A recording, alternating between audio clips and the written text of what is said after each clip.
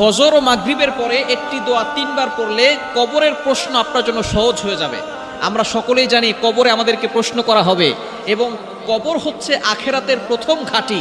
এখানে যদি আপনি আপনার এই 3টা প্রশ্নের উত্তর দিতে পারেন, তখনই আল্লাহ পাক রব্বুল আলামিন আপনার জন্য কবরটাকে জান্নাতের টুকরা বানিয়ে দিবেন। সুবহানাল্লাহি ওয়া বিহামদি।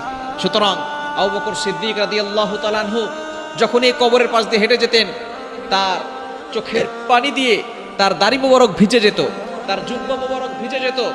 ওসমান রাদিয়াল্লাহু তাআলা যখন কবরের পাশ দিয়ে হাঁটতেন, তখন তাদের চোখ দিয়ে পানি ঝরতে ঝরতে জুব্বা মোবারক ভিজে যেত, দাড়ি ভিজে যেত।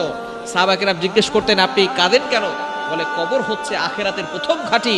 এই কবরে যারা ফার্স্ট হবে, কবরের ঘাঁটিতে যারা কবরের আযাব থেকে বেঁচে যাবে, তাদের আর কোনো জায়গায় ঠেকা থাকবে না, বাধা হবে না জান্নাতে যাওয়ার জন্য।